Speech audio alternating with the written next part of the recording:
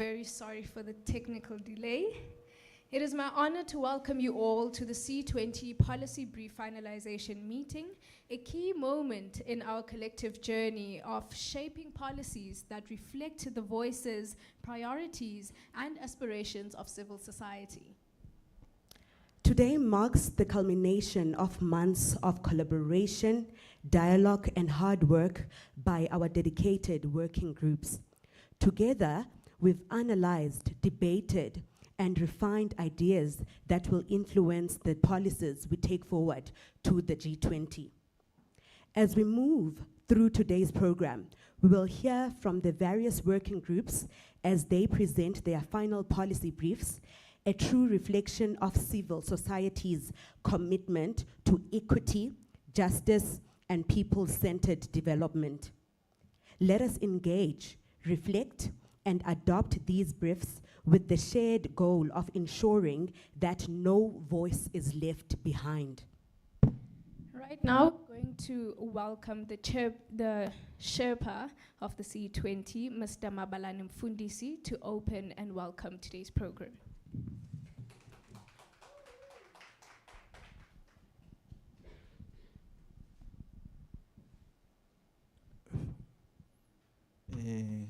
Good morning, colleagues. Good morning. I think it will look a bit nicer if you occupy the center stage. You are not on TV, of course, but it's fine. Do you see? I don't see. Is our C20 thing there? Oh, I don't see myself. So, is it fine? It's on the other camera. It's fine. So, colleagues, without much ado, because there's a lot at stake, working with a team of young and old, energetic and engaging, it gives us joy and honor. Just to our program directors, the policy briefs were presented over the past 3 days and were adopted. They will not be presented today. What we are dealing with today is the sum total of all those policy briefs, which is our political declaration or communique. A very important process. The chair is going also to talk about our approach towards the finalization of it. In our planning, we would have wanted that we do the presentation and the adoption today. We shared the document yesterday evening, and there's been a lot of movement around that document in terms of its finality. And given that the chair will outline, we are not going to rush. We must hurry up slowly. So we will have engagement. Greer is online.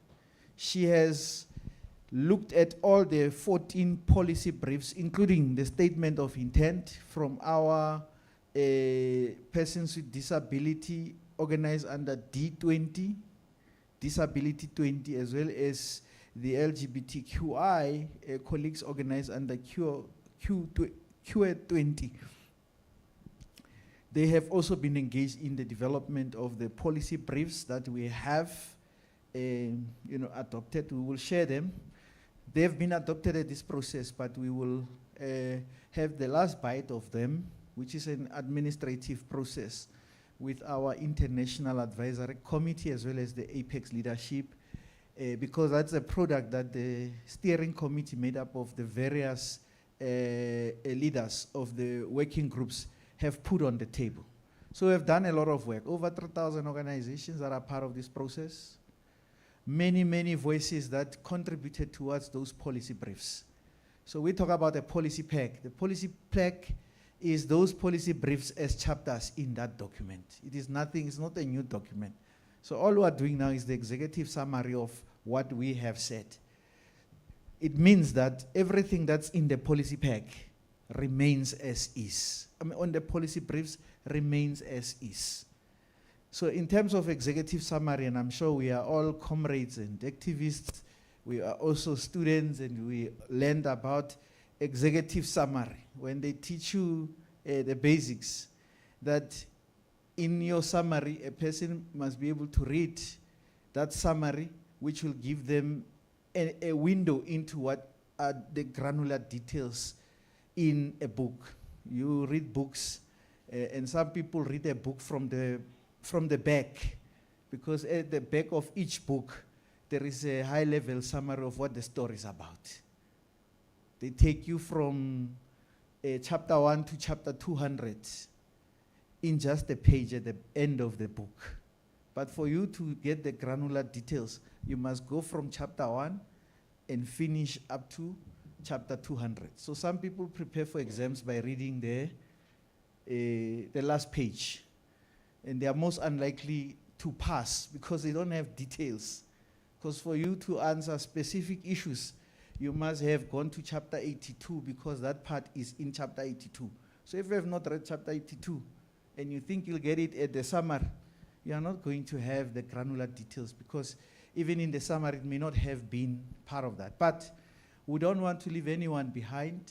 Greer is here to articulate the details. She's going to take her time, including inputs that have been made up to this morning, and further inputs that will be made in the period that we will indicate, which must deliver us to the finalization of the political declaration by Monday, because we have scheduled a meeting with the International Advisory Committee for Tuesday. We will be presenting the final iteration to the International Advisory Committee and the Apex leadership on Tuesday evening, that we are ticking that box, which will include the policy briefs that have been presented and adopted in this particular platform. We will go back to our steering committee on Wednesday to also provide them with an update from the Apex leadership and the International Advisory Committee joint meeting. We are now at the end. People want to know what is our political approach towards the G20 as C20. So nothing can go wrong and nothing must go wrong, because we now have, in the 100% of what we must deliver, 90% of that is this process, is the documents that we have with us as the policy briefs, the statement of intent summarized into a political declaration. That constitutes 90% of our work. The other 10% is us presenting that at the summit, which we are going to have 12 to 14 November. Because we're not going to be discussing and debating at the summit. We're bringing a report of what we have done to people that would have gathered much bigger and broader than us, who are part of the various working groups. We will also take that into the G20 Social Summit. And later today, we are going to announce the 5 themes that have been agreed at the social sector G20 Social Summit, where we are participating as C20. If you are part of our network and you have not completed the link to attend, which closes today at midnight, you will not be part of the process. Of course, we have to sift through the responses received according to the numbers allocated to us to attend the G20 Social Summit. We have been provided with 600 specifically for G20, for C20, and an additional 1,300 that we have shared between the participants of the national dialogue stakeholders. We're looking for 1,000 from them.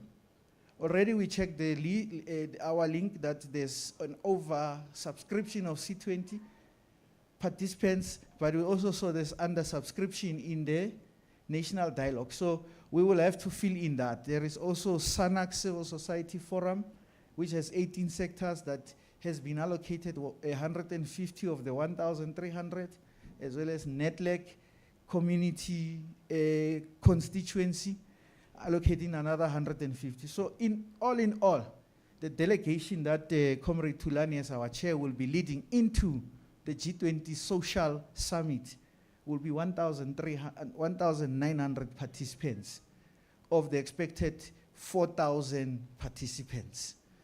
The others are allocated to other engagement groups. There's Y20, there is B20. You know how many delegates at the G20, the Business 20 has? 5. The youth Y20 has been given 300 and something. So there's a committee that's organizing that from Presidency and DERCO, organizing the logistics. So we'll communicate that. The registration is important because the accreditation will be managed by State Security Agency. It's an international event hosted under the leadership of the president. So they are providing the framework, but we are the content that will be going through there, because we are going to give the president the declaration, not our C20 political declaration. That is what we are giving to all the G20 countries and everybody else who cares to know throughout the world. That's our end product. But we have been called together as these 13 engagement groups, official ones, and then there are unofficial engagement groups that have set themselves up. Amongst them, Children 20, Royals 20, Interfaith 20, I think Township Startup, there's quite a lot of them. They will also be part and parcel of the participants at the G20 Social Summit. So if we just look at this process, at the Apex 18 to 20, we will be at the G20 Social Summit. We would have had to make inputs into the 5 thematic areas that have been identified. Those thematic areas were identified based on the various inputs by the various engagement groups. Out of our 14 working groups, all the thematic areas from the 5 of the G20 Social Summit, we are there. We are there. Now we are going to call on colleagues that have been part of that to also participate in that process of feeding into the declaration that will be given to the President of the Republic of South Africa for him to take into the G20 leaders meeting. But we will also have told the President from the C20 perspective that this is how we believe and how we feel. So that process is what we are going to engage on now. And without much ado, I did not talk about a sentence or a word from the declaration, because it is not my responsibility, it's my accountability that it is there. But the person responsible for that will be introduced by the colleagues. A very capable, able, a leader who has ensured that everyone finds expression in the documents that they have provided. And I want to take this moment to applaud Greer in terms of her patience, in terms of the work that she has done to ensure that we get to the 90% of our deliverable, which is the document. But without the contribution of the various working group facilitators, she would not have any content to consolidate. And all we have done from the Office of the Sherpa, supported by Greer, is to look at what people are presenting and put it in the different pages that we have, without being the editor of it and say, this one we don't want, this one we don't want. Part of the engagement is also for us to manage the contradictions that we have. Some countries that are part of the G20 believe in some things, others don't believe in other things. Those things must all be in the document. And those who don't believe in some of the things, we must make provision for their understanding to be incorporated. So we leave no one behind. Because if others say, but we don't believe in X, and if X is there, we don't agree to this document, it is not the right and correct way for us to do. We must allow these contradictions to exist between us, and we will still allow those who have a particular issue with regards to those contradictions to have their position stated in our document, because we are in this together.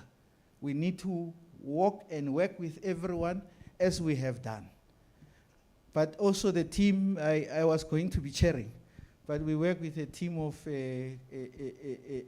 facilitators, cluster coordinators, and I decided that they must also have this moment to drive this particular ship, so that we can also demonstrate that not only is it an organization that contributes to the content of the working group that is important, it is also the facilitators that have driven that process and the administrative support staff that have ensured that everybody is updated. And sometimes it gets rough, colleagues. It gets rough. You may not see it on the other side, but on the other side, it gets rough because everybody wants to make sure that they get what they need to get.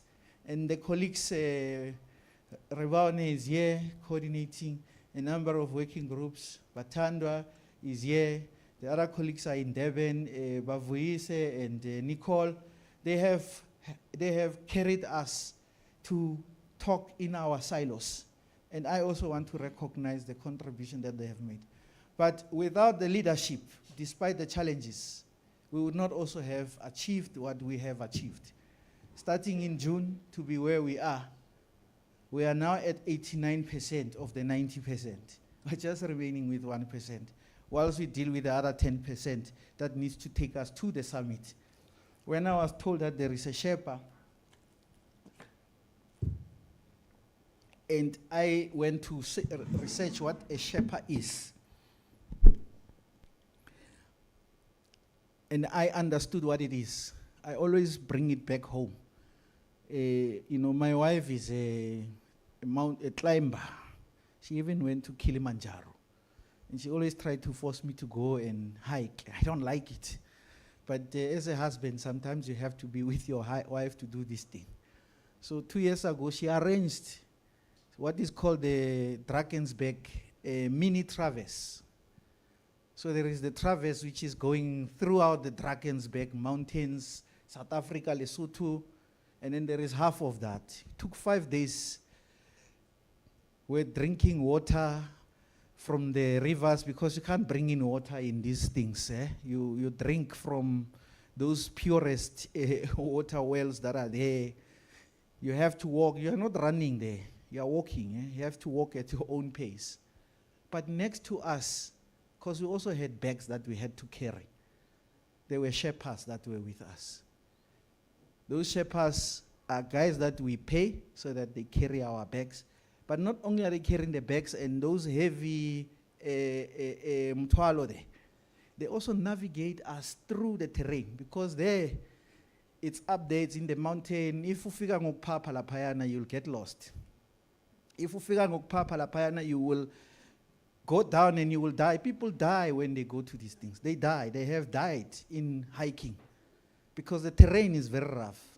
But those guys, they know the terrain from beginning to the end. They are the Sherpas. They make sure that we start and we finish. Even me, the one who finished last, on the last day, because my wife was with the friends that they always go. I was the only person that had not done that. I was the last one to arrive.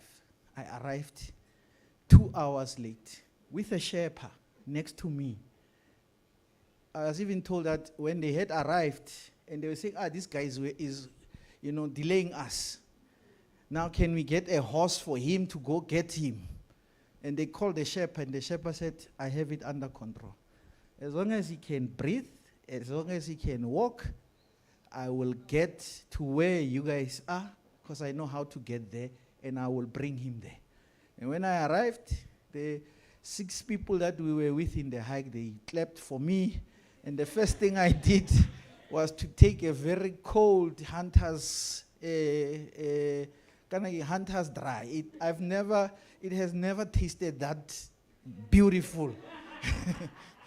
Because people arrived at 4. I arrived at 6 o'clock.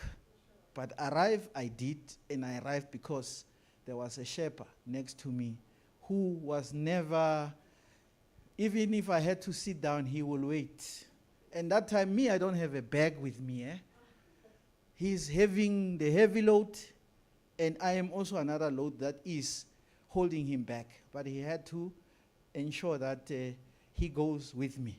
So this process is not easy, and the shepherdship is not just me, because the people I've mentioned, the working group facilitators are part of the shepherd process. The cluster coordinators, they are part, the leadership. What are we shepherding there? The 90% that we speak about, which is the document that we have to deliver, that we have done the work that needs to be done. So from where I'm sitting, I'm very happy. When we started, I didn't know this terrain. It has been a learning curve, and that which remains as the 10% ahead of us to get to the summit will not be insurmountable. So with those few words, I want to give over to the colleagues to drive the program. Thank you very much, Mr. Sherpa. What a beautiful exploration of what a Sherpa truly means. And in every sense of the word, you've been that to us. Thank you so much. We really do not take this opportunity for granted. So up next is Ms. Gria Schumann. She is the head of policy and content in the Office of the Sherpa, and she will be delivering a presentation of the C20 declaration document, Communique. Just to confirm, Gria, can you just say something online before I give it to you?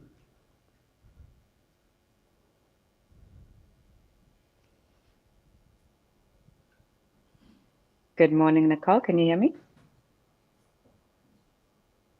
Hello? Yes, you are audible. Over to you. Thank you. Excellent.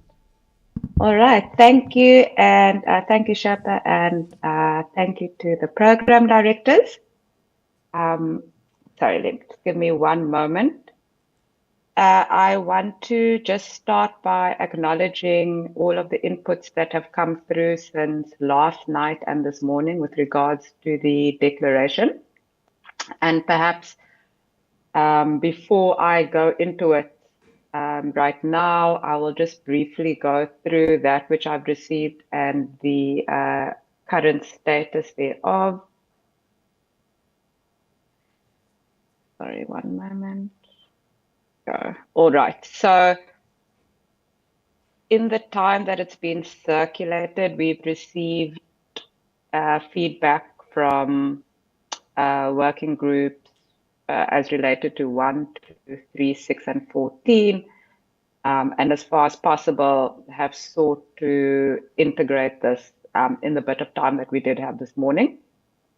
And so I'm just going to, by way of introduction, just give a bit of an overview in terms of what you can expect and how these were responded to. So when it came to the approach, the key things that I sought to look for were those glaring omissions. And as working groups have indicated, things where they felt these are critical to ensure if they're not reflected, that they should be reflected. What I did not deal with were recommendations around having to exclude particular groups or information. That is a separate engagement. And I think that will be managed elsewhere. But for these purposes, it was to say what is not there and what can we still add. So in that context, for working group 1, there was a general call to re-emphasize all of the 20 working group recommendations as contained within their policy briefs.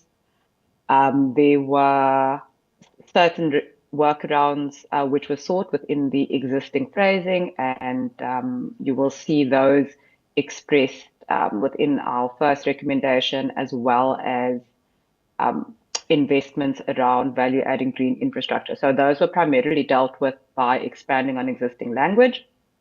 Then with working group 2, it was just looking at strengthening the migrant lens overall. There were a few omissions in terms of spotlighting the particular issues there. Working group 3 made a recommendation around integration, particularly around the ICJ. This has been undertaken. Working group 6 thought made specific comments around stronger foregrounding of Indigenous knowledge systems in the opening declaration, as well as further considerations across all of the specific action points. These have been integrated to an extent, not every single one. And then from Working Group 14, there was a call for an explicit inclusion of minerals, which has been undertaken as an additional point, as well as the recommendations contained under the point 4. And again, this was reviewed to try and integrate it as one additional point. So that would then cover what has been received as of today. And what I will do next now is to go through the actual documents. So let me just open that up and close the others. All right.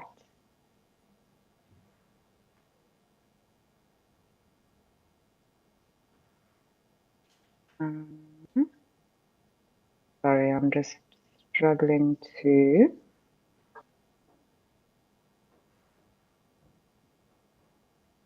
be able to share my screen. If I do continue to struggle, I may just read it and share it on the group. So I think for now that may be wise so that we don't lose any time. So please just look out for it. I'll put it on the Sherpa and Cluster Coordinator group or Sherpa and Facilitator group, and it can then be circulated amongst those. And then from my side,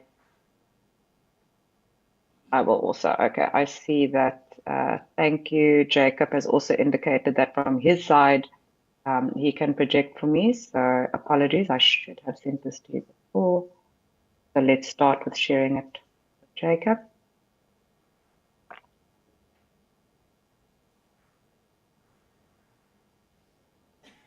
Okay. All right, and then at the same time, I will forward it to the Sherpa group. Thank you for indulging me.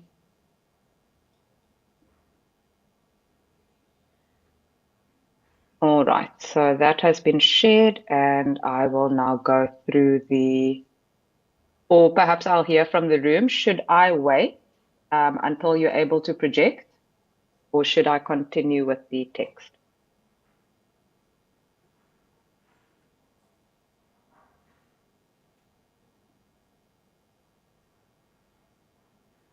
I think I saw it there.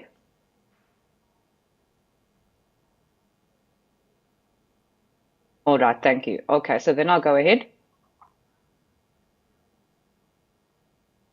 So here we are with the draft declaration. The Civil 20 engagement process this year has taken place in a world on edge, from the continuing genocide in Gaza to climate catastrophes across every region, the rise of unregulated AI that threatens to widen existing inequalities. Civil society voices have insisted the future is political, justice delayed is justice denied.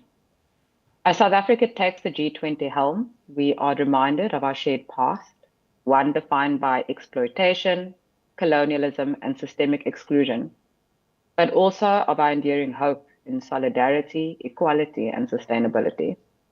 The legitimacy of multilateralism is at threat. Herein, civil society has stepped forward to imagine a new global compact. We do not come with partitions, we come with blueprints.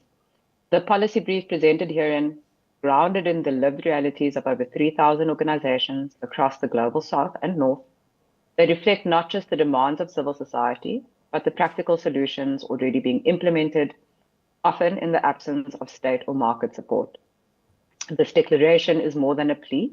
It is a mandate to reform global financial systems, to anchor climate action and justice, to democratize technology and data governance, to protect civic space, and to recognize that without repetitive action, sustainability remains a fiction.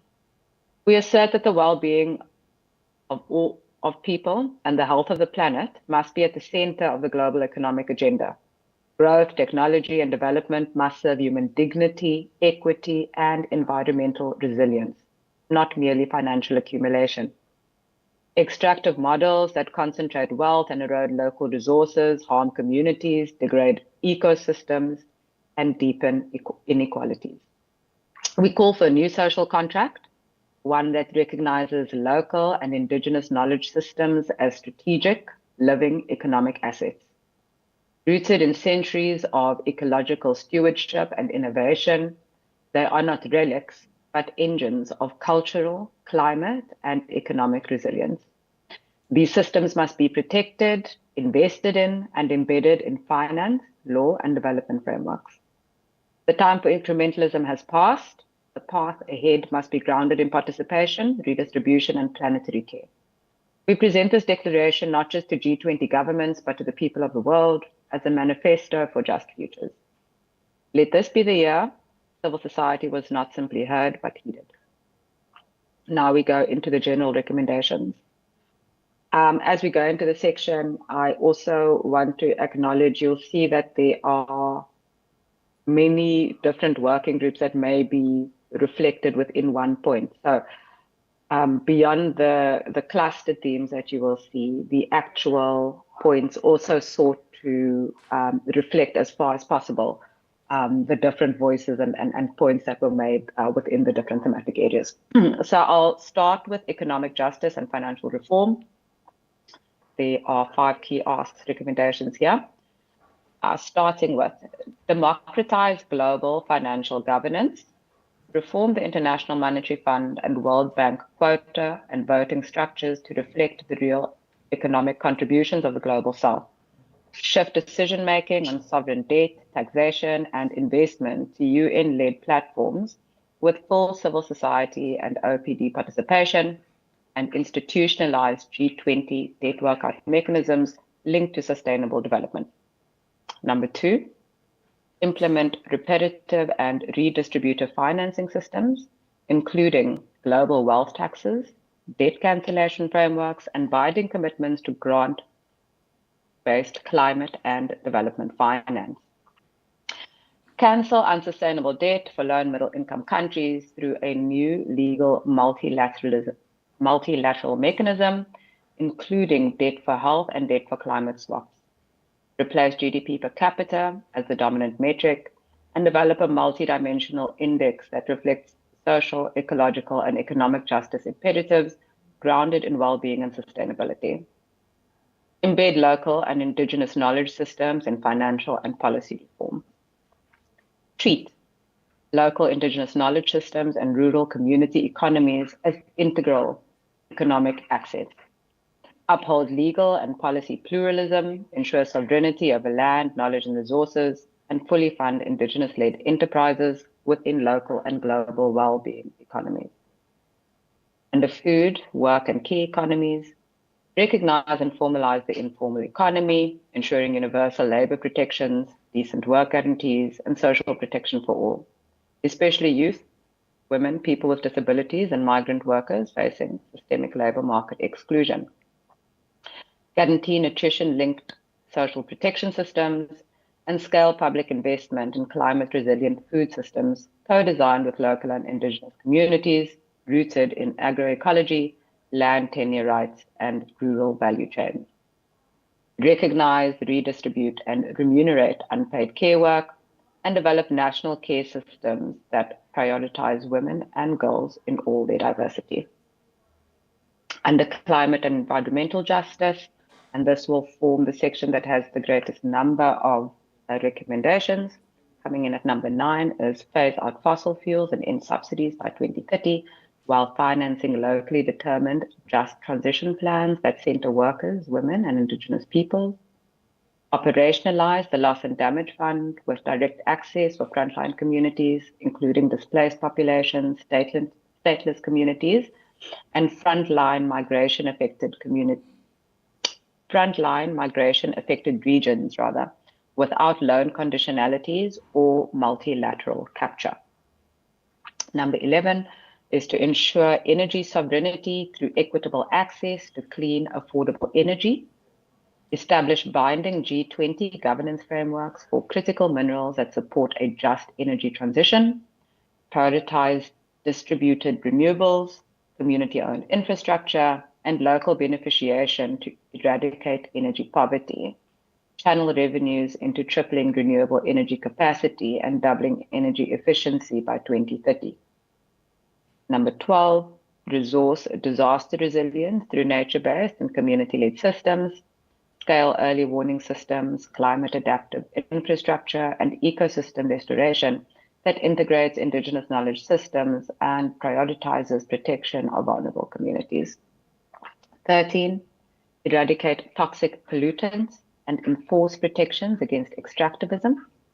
Advance a global moratorium on ocean mining and eliminate plastics, pesticides, and mercury from production and agriculture, promoting sustainable waste strategies, organic alternatives, and policies that safeguard biodiversity, oceans, and the quality of water and air.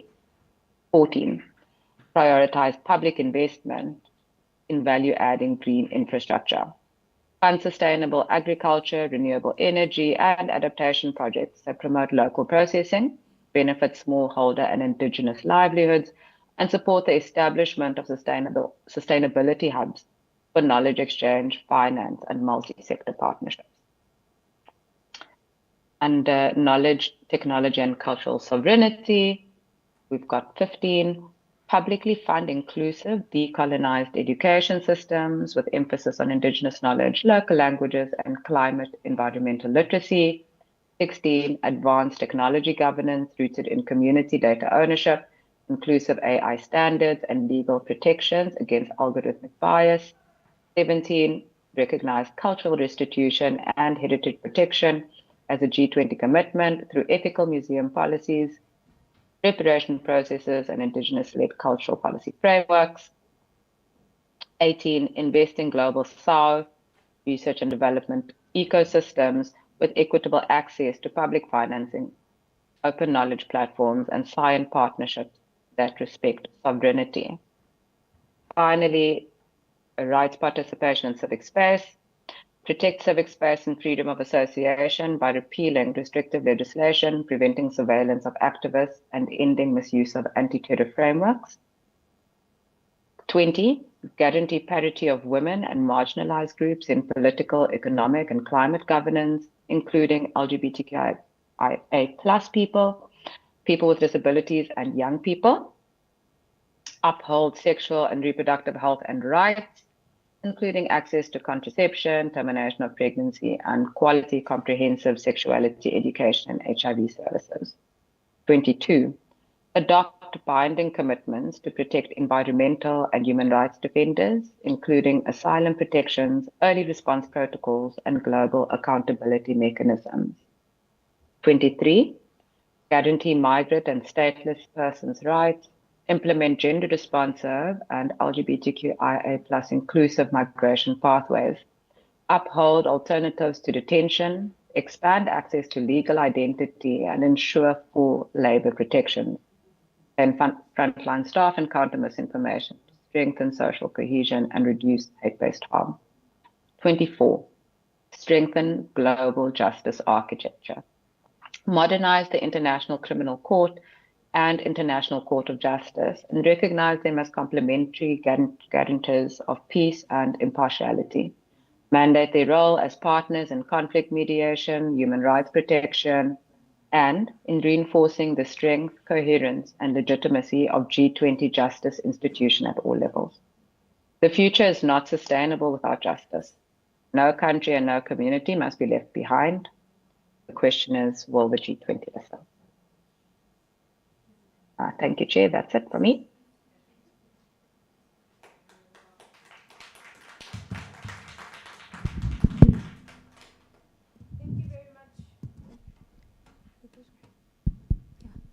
Thank you very much, Griya. As the Sherpa has mentioned, that right now we're going to go into a discussion. So Batanda will have the mic. So if any of you have questions or you have a point to make, please do raise your hand and the mic will be brought to you. And also for those who are watching online, because this is a live event, you cannot raise your hand and speak, but you can text through your questions as well as your feedback. So we can open the panel for discussion.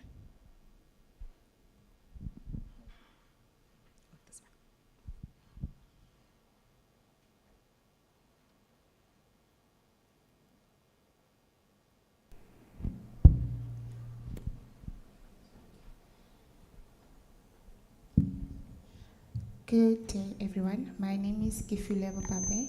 I'm from the National Movement of Rural Women. I saw the recommendation of phasing out fossil fuels, and I just want to know, because it says by 2030 and we're on 2025. So do we have any sustainable models?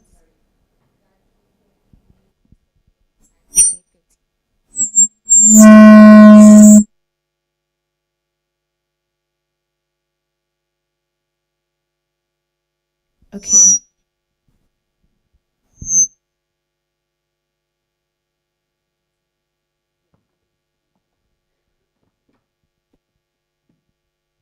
So I was saying the recommendation of phasing out fossil fuels by 2030. Is that something that we think will be feasible because we're in 2025 now?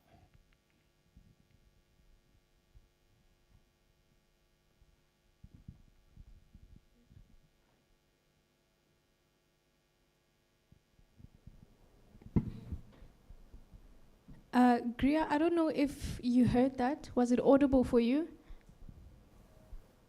Sorry, I heard the first bit, but then I lost Okay. the rest. I heard something around fossil fuels, but I couldn't. Okay, she can repeat the question for you. Maybe you can. Yeah. Maybe if you can come this side and make a contribution from this angle.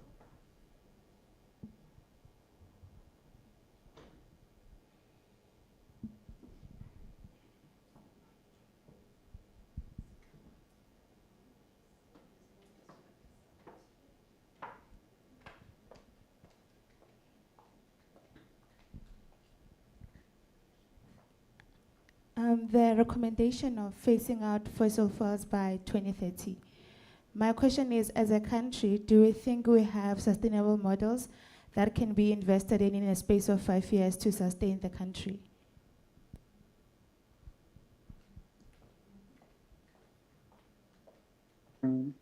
All right, so I heard that question very well the second time. I think it's a very pertinent one. So this is one of the recommendations that came out through Working Group 14. And I don't know whether there is one of the facilitators that may want to, that would really be better placed to respond, especially looking at the local picture, because as I know, within the context of the policy brief, it was also put quite broadly. So Wanjiku, I don't know whether you are luckily on the call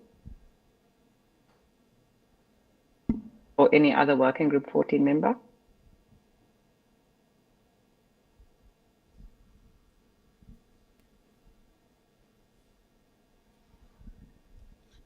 Thank you so much.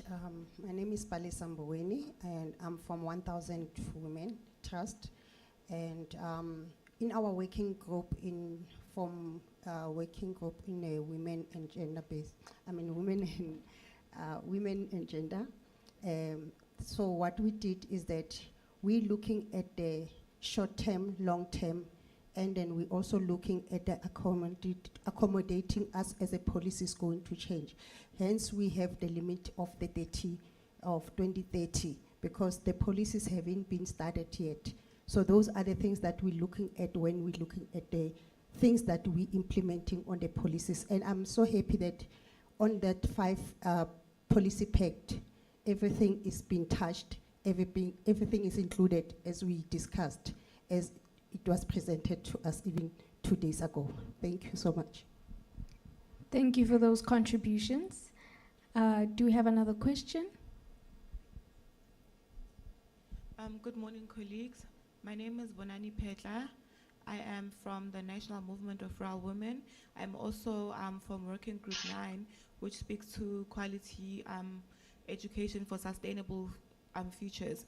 I just would like to sort of find out, okay, I see the recommendations and I do agree to some extent, but I'm wondering why we do not have a clear stance on quality education, particularly because children in this country cannot read for meaning. Children in grade 4 do not read to understand. Over 1 million adults in this country are illiterate. So how then do we engage issues like climate change, like finance, essentially all the recommendations that we have, when we're not prioritizing to ensure that we get people in this country to a point where they're equipped with the skills to engage the challenges that we face, as well as to somewhat extent assist to map out the future that we aspire for this country. Thank you.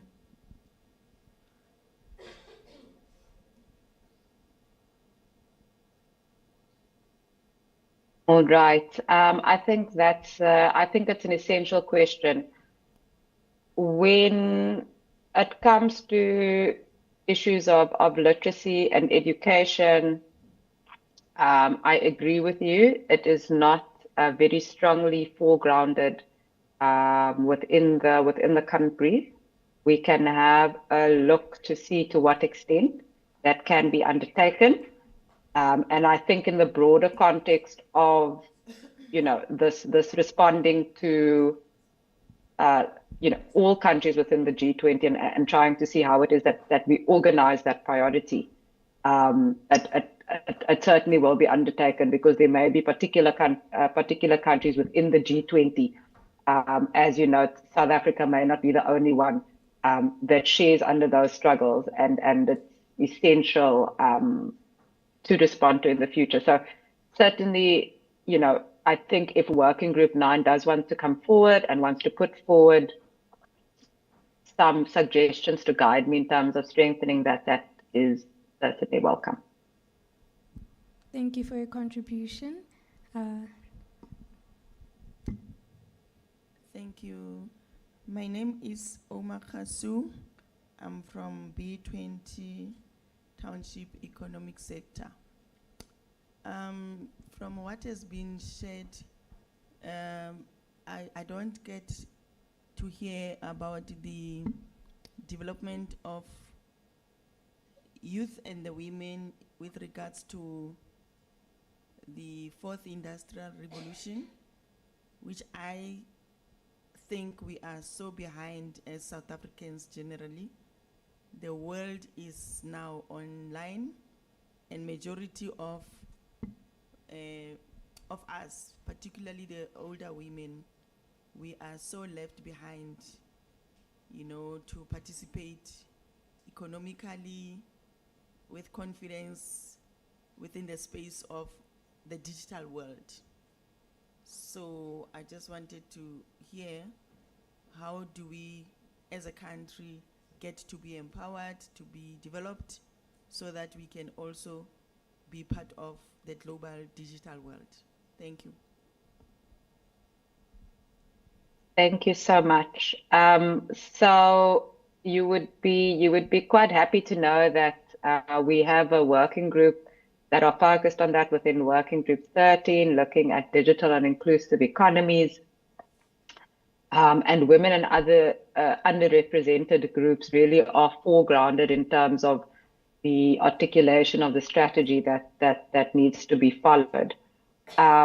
Again, within the specific recommendations in terms of framing, one might, should Working Group 13 again come with some kind of recommendations around that. I am making a note, because I think it's more embedded in terms of some of the technology opportunities rather than the focus on, and it has come out across various working groups, not only digital and inclusive economies, but the importance of capacity building within this regard. So while we do make reference to using AI technologies I can see your particular comment seems to be centered more around capacity building in order to not be left behind. So I have noted that. Yes, you may. Thank you, Chair. My name is Lebohang Dita from the Nedlek Community Constituency. I want to thank the lady who started with the question around fossil fuels by 2030. I think it's a very important question because if I'm not mistaken, in that working group, we actually wanted to emphasize eradicating energy poverty and accelerating universal access by 2030. And in the way that we've phrased the statement now in this document, that may go against that. So please can we revisit that wording? Thanks.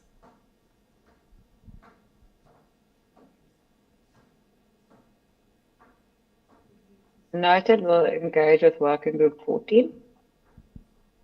Thank you for your contribution. Do we have another question? Greetings, everyone. My name is Koketso Manku from the National Movement of Rural Women. I'm trying to wrap my head around the point on unsustainable debt, because we all know that debt is holding is holding Africa back. So if we're talking, what is unsustainable, what is sustainable debt? Because as it stands, we are accumulating more debt to sort of mitigate and adapt to climate change. I think if maybe the issue of debt is central, but if maybe we find a better way to articulate insofar as international funding is concerned. Thank you.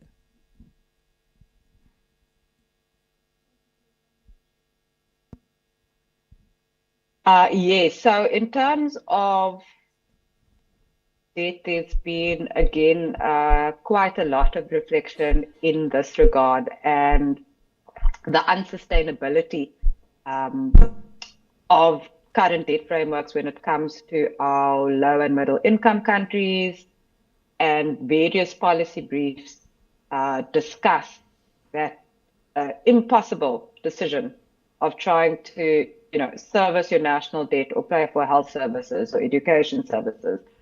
And similarly, the point that you also made under climate. So the particular recommendations that are also somewhat embedded within the declaration that call for a grant-based system, especially for things that are more related to social protection. So that would include your climate interventions, your education interventions, as well as those related to food sovereignty. So certainly, I take the point. How can we better articulate this, and then we'll see how it is, how it can find better expression within the opening declaration. But I hope that you do find comfort to know that the topic around debt and how it touches on different thematic groups is quite comprehensively unpacked across various policy briefs. So it has been recognized.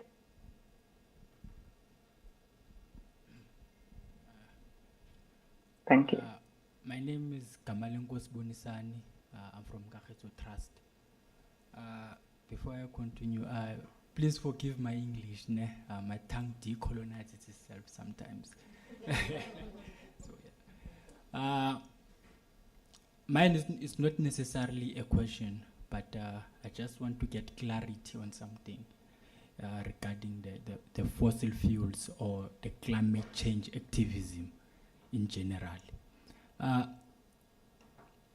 If you, for some time now, the Western countries or the European countries have been using fossil fuels to advance their economic development, using oil, coal and all those things to advance their economic development.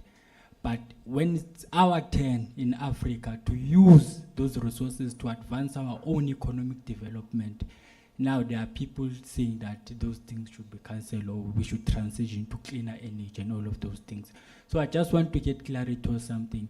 Is it just that when it's our turn to utilize these things for our own advancement, now there are people saying that we should transition to cleaner energy? Do you think it's fair for us as African people should we not do what the Western countries did, utilize these resources so that we can advance ourselves, perhaps even move away from them in terms of funding and all of those things? But I think, in my own view, in my own perspective, I think it will be very much progressive for us as African people to utilize these resources for our own advancement, rather than to call them or to say that they should be, we should move away from them or transition away from them. Because of, we must think for ourselves.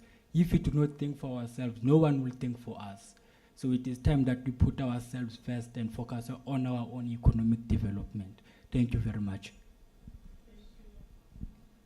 Thank you for your contribution. Thank you so much for the contribution. My name is Nomza Mokondwe. I'm from the National Movement of Rural Women. I just want to piggyback on the point that my colleague Gifile made, as well as my brother from Kagiso Trust. So my question would just add on to what they'd said, the both of them, where I say, I think it's important for us as South Africans to accept and to acknowledge that net zero means different things for different nations, right? And I would believe that net zero in our country means that, yes, we are hurrying towards disaster risk reduction with regards to just transition and ensuring that we do reach net zero by 2030, for example. But that doesn't mean that we would approach net zero the same way that other nations would, especially industrialized nations. So my question would be, given that the net zero has different social and economic implications for South Africa than for more industrialized nations, how can we ensure that our policy contribution towards reducing fossil fuels dependence and strengthening disaster risk reduction by 2030 truly reflect this in our national context and the contributions that we make in this specific C20 meeting? So in hindsight, is how do we contribute to ensuring that we keep what is belonging to us as a nation in achieving that net zero by not completely decentralizing our different issues socially and economically? Thank you.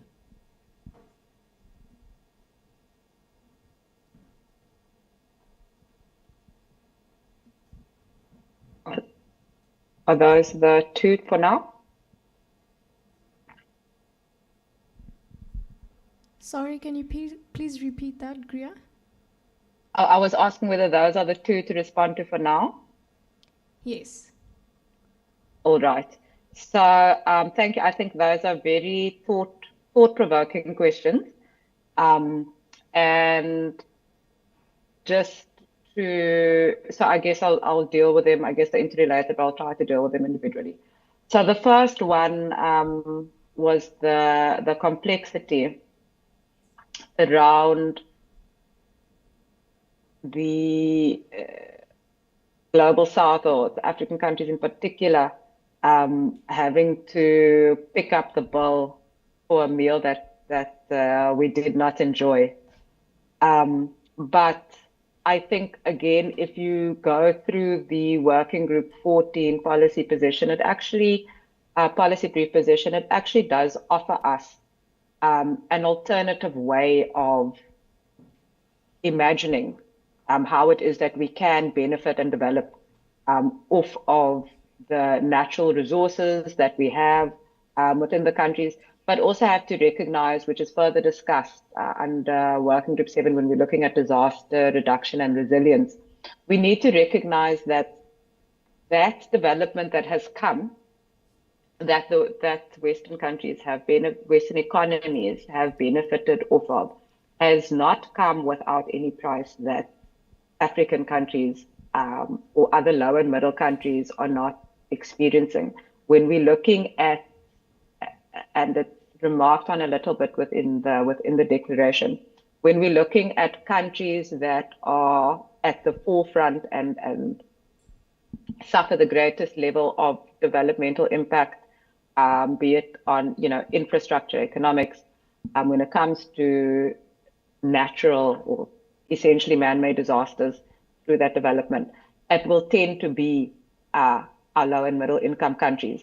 So the risk of advancing a particular economic path at the expense of the environment is quite nicely discussed and unpacked within these policy briefs. But really what I would say, by summary, looking at what it is that these policy briefs offer, it's to, number one, recognize that it is important to not only focus on African countries. We are not the greatest polluters, and there needs to be recognition. There needs to also, there are lots of discussions around the kind of financing that needs to happen. There are very specific recommendations that are actually contained within the policy briefs. There's lots of recommendations around investment in different kinds of infrastructure. So certainly there's not a thought around taking a poverty kind of stance. There's a recognition that investments need to be made and there needs to be particular advancement. There's also extensive considerations in terms of how it is that one can look at your domestic production and increase domestic ownership. But a lot of it then ultimately again centers on, we cannot really be led by what it is that the West has done in the past, but by the current circumstances under which we exist. And furthermore, the obligation that this should be inclusive at every level. So those kinds of models would not be one in terms of that exploitative extracted that we are looking for. It does not fully respond to your question about, is this just? In the current status, I can say in the way that the working groups have articulated their policy briefs, it is not just.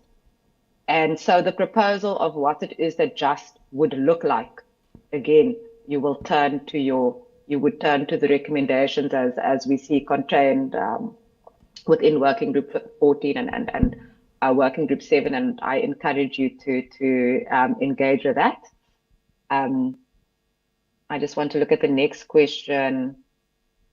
So how do we also ensure that it reflects the national contributions and we do not decentralize issues socially and economically?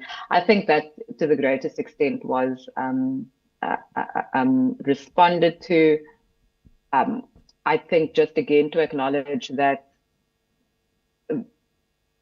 looking at it through the G20 lens and looking at it through the experiences that have come from a host of countries, while we must recognize that the participation of the global south was the greatest, the participation, representation of other African countries in the development of these policy briefs was also really foregrounded, and of course is the leadership that we found within South Africa.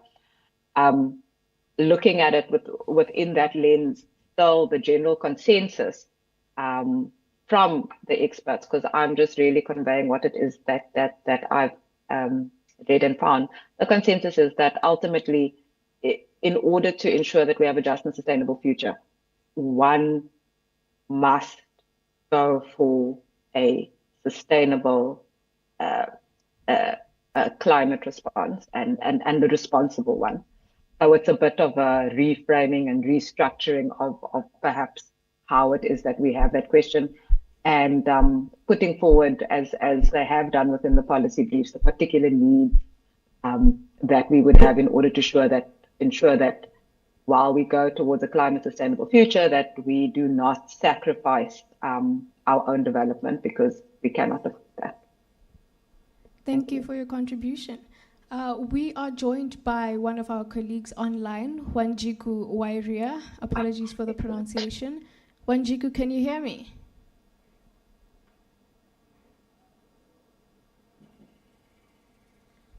Okay. Indeed, I can. Good afternoon from the Cradle of Humanity. Thank you for having me on board. And indeed, thank you very much. Over to you. Okay. Can you please, do you have maybe a contribution or a question to ask on the platform? Thank you very much. Graciously, Greer called me out to respond to certain questions, and I'm happy to do so. So the first question she did ask, and please do let me know, Greer, whether this is exactly how it was captured, as I was watching from a different platform. The first one was on call, if I'm not wrong, asking about whether we do have the infrastructure and the architecture to support this transition. Greer, was that it? And I think I had you mention me a second time. Yeah, so correct. So So it was the recommendation around phasing out fossil fuels by 2030 with reference to South Africa, but I'm sure you can also go out whether we think we have sustainable models that can be invested in the next 5 years to make this a reality. So yeah, do we have the infrastructure to support this? And then there were two additional questions that were almost interrelated.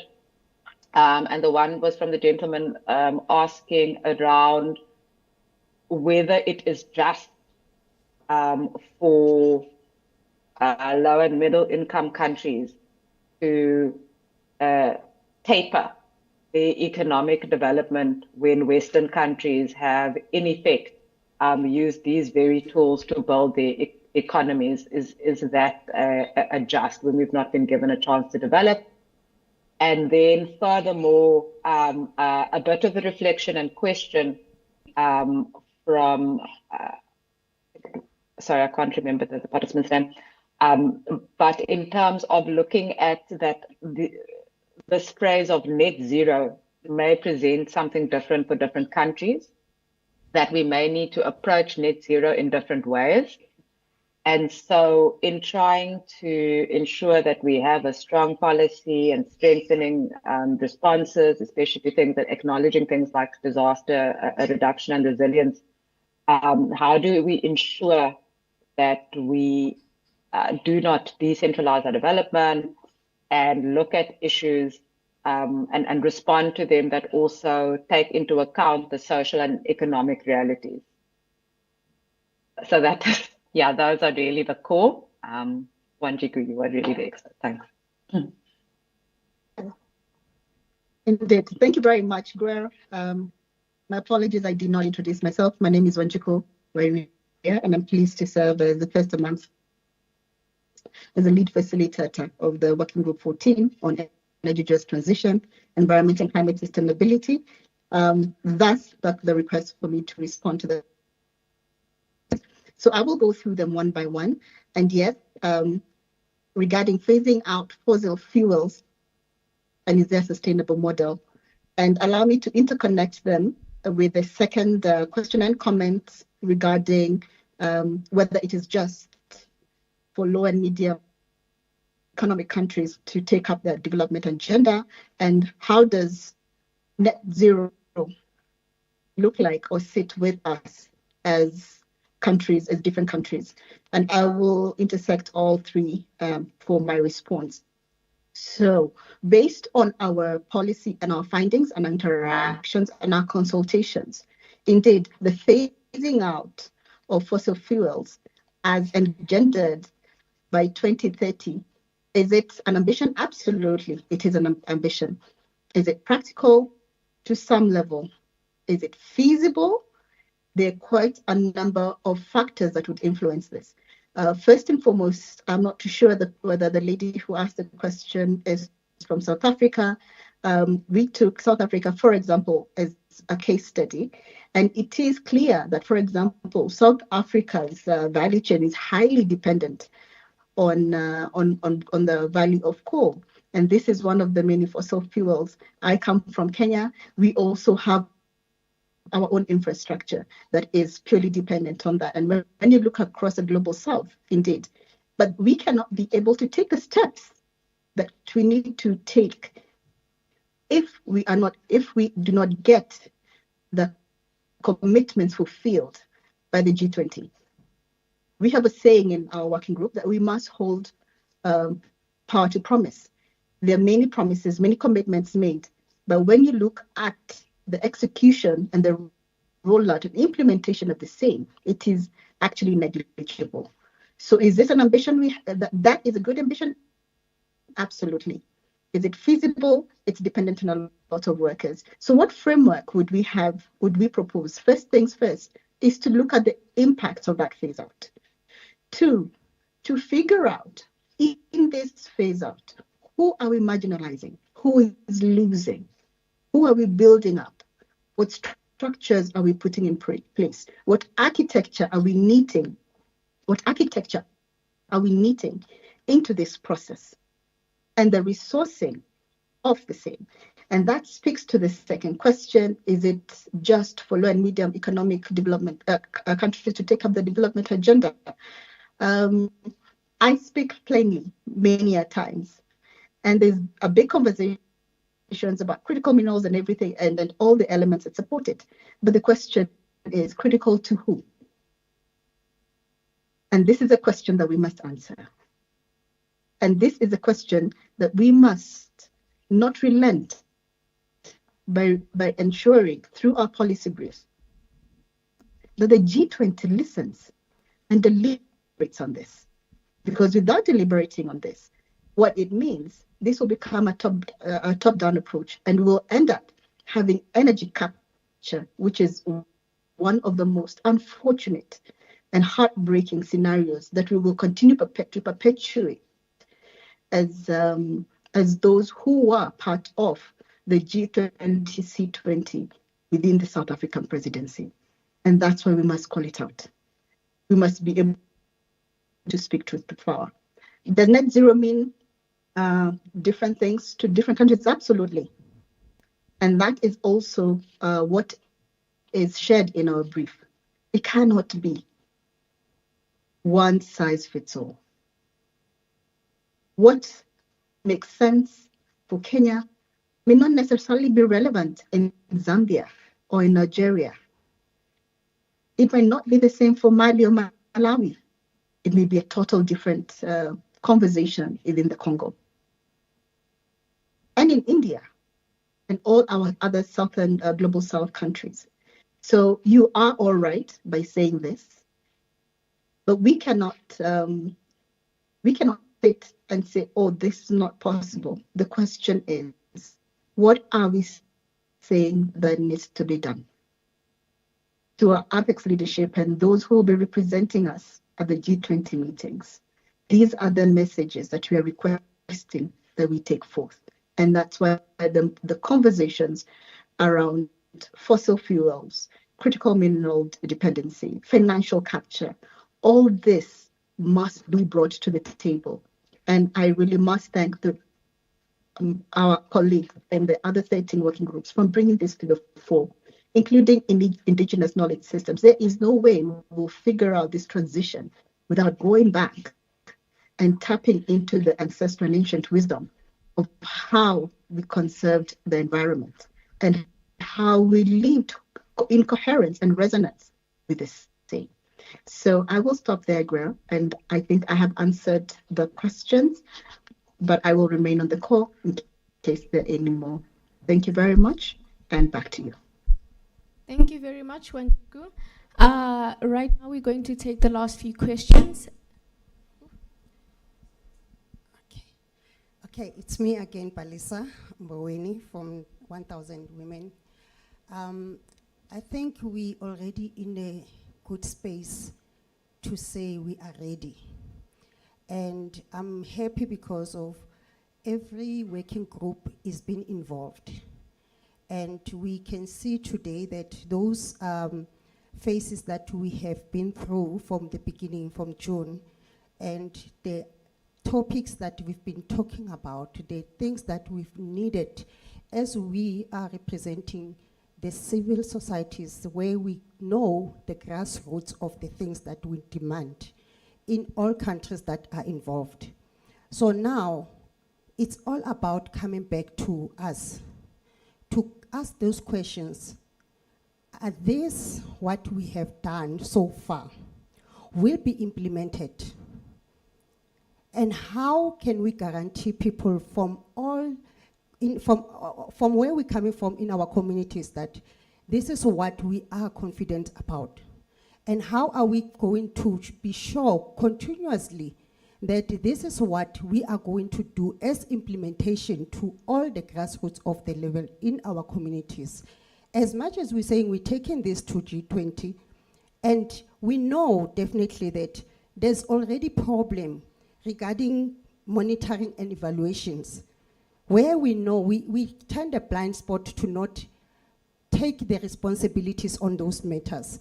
Hence, we have so many corruptions that are happening in our countries. So we demand actions against corruption. We need implementation. We have already, we have many good legislations that is happening. We demand only that the actions, I think people, they know what we have been doing and they're appreciating from our communities what we have been doing from June. But now, let's go back again saying to them in confidence, we have ran this race, and this race is going to be implemented after this. But now we need a surety of all the leaders that are going to be presenting us that all these things is not going to come back to us. It's not going to be another thing that will be on all the media saying there's a corruption, that is what happened, is what is happening right now in the media platforms. We don't want to find ourselves in there because we are also leaders in our communities. So now in this, we need to emphasize the monitoring and evaluations to be happening, and we need that to be reported to us, back to us.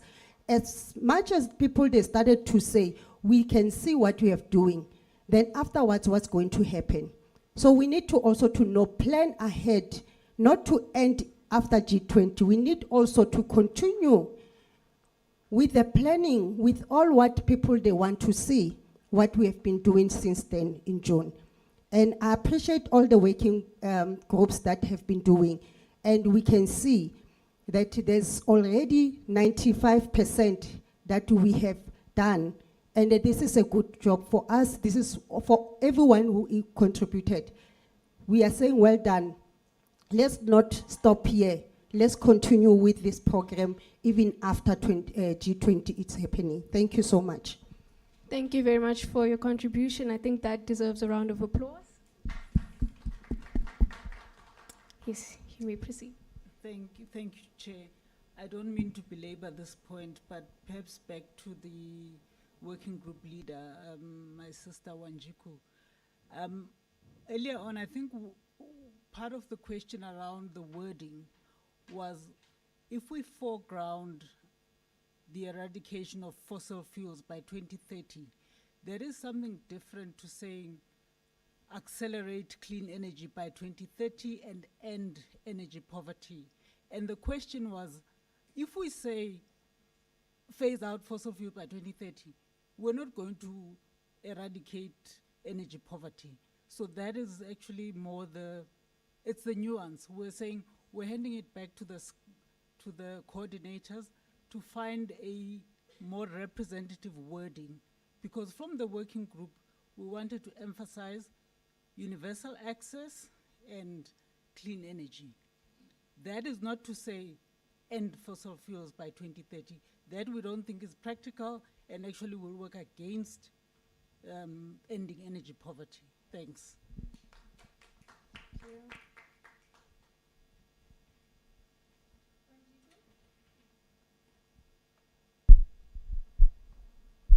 Wanjiku, can you hear us?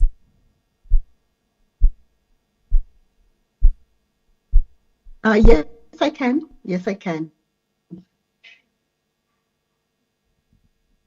Hello, can you hear me? Yes, I can hear you. I can hear you. Hello, girl, can you hear me? Okay, good. Okay. You'd like me to make a comment? I absolutely agree. Can you go ahead? Sorry, I may have interjected before you spoke. Oh, I was asking if there was any contribution you'd like to make. Absolutely. I really appreciate that comment. And she is absolutely right. It is not just about the subject matter, but it's the nuances on how we frame what we want to position. I have taken note to that, and Aguero has done the same. So we will go back into our policy and clean up the language to ensure that it actually represents the sentiments and the direction of travel that you have mentioned. Thank you very much, and back to you. Thank you very much for taking that into note. Are there any last questions or contributions?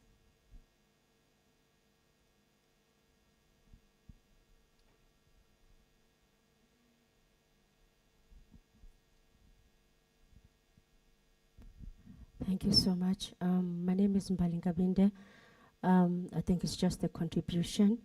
I think we've covered the area of sustainability quite very well since we've been doing that for since our time of enacted democracy. But again, I'm still worried we're not building infrastructures for 4IR, for AI, for technology to be easily accessible and sustainable within South Africa and Africa. I think we are always shying away from the building aspect to be more sustainable, and that will be a challenge in years to come for the generations to come. So beyond, I understand we had to plan for 5 years, but beyond, we have to think about those things, and would love engagement around that in the concept of what are we building. Whatever we have, we've inherited it. As a truth of the matter, we cannot claim that we have built anything from the Constitution. From everything that we have, we've actually inherited.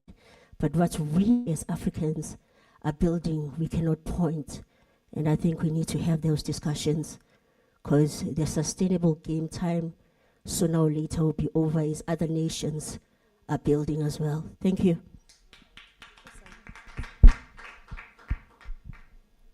Gria, can you still hear me? I can hear you clearly.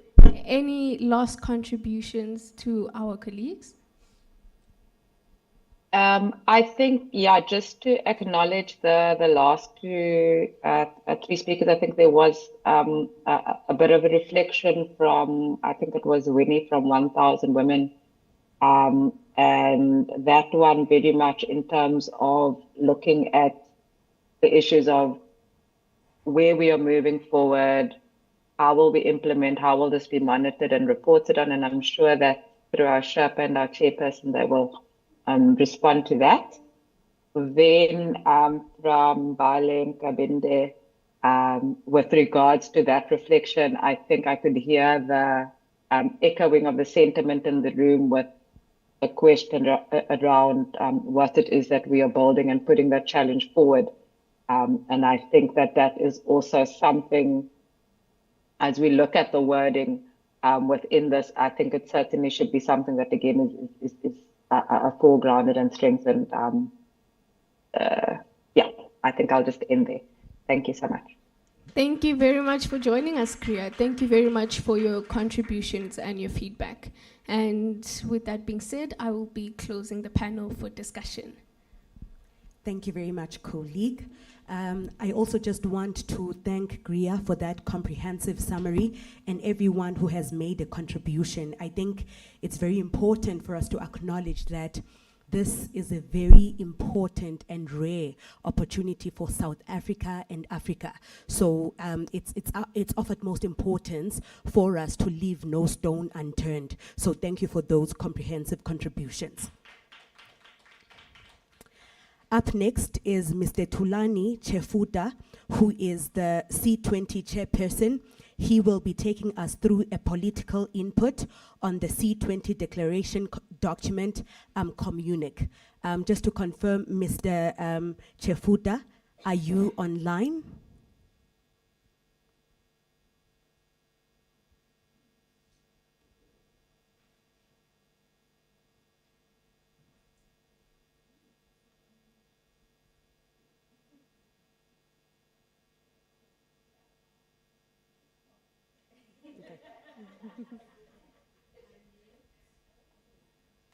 Please unmute, Chair.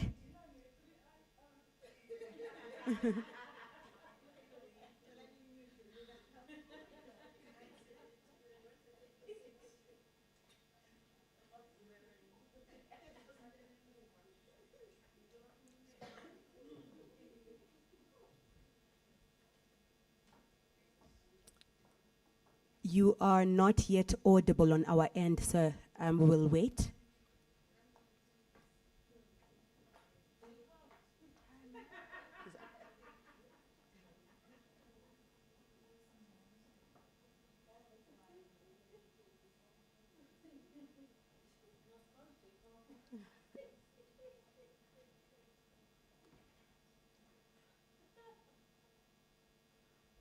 Are you able to unmute yourself, Chair?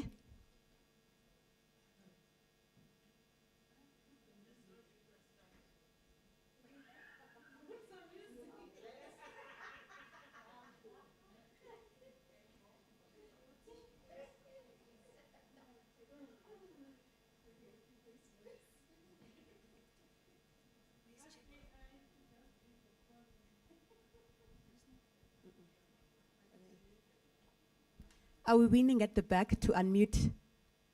No? Okay.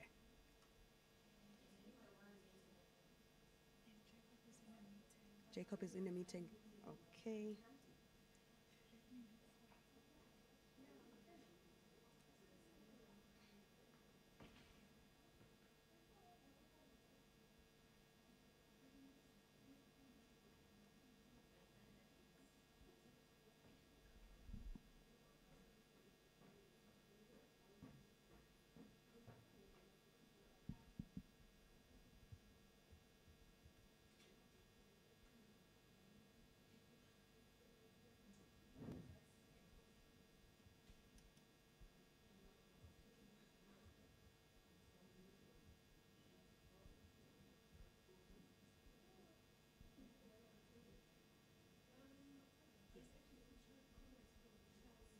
From the chat, not the side. Oh, yeah, okay. Here's Jacob.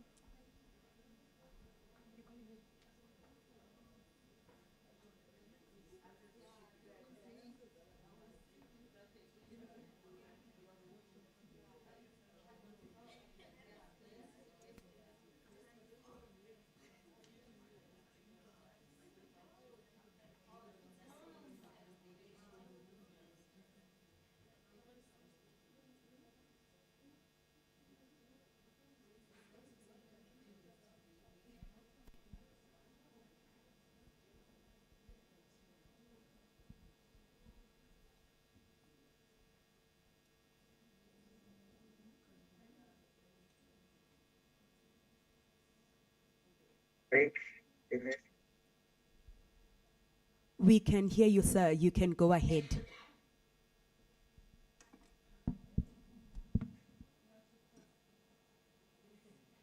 Program Director, can someone confirm if you can hear me from your side? Yes, Chair, we can hear you.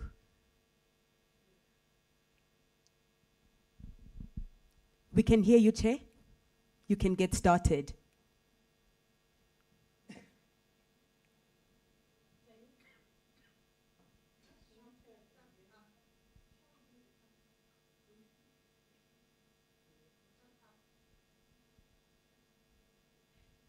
Maybe can we give a thumbs up that side that we can hear him? Oh. Okay, sure. All right, sure. Colleagues, good afternoon and thank you very much for this opportunity. Let me acknowledge the program directors and all our esteemed colleagues in attendance of this session. We just had a very productive engagement on the final stages of the draft declaration, which draft declaration is a product of the policy briefs that come from the different working groups that we have had, which have been consolidated from policy briefs into a policy pack. And the summary of the I think you may have a problem of hearing me. What's the problem, Maps?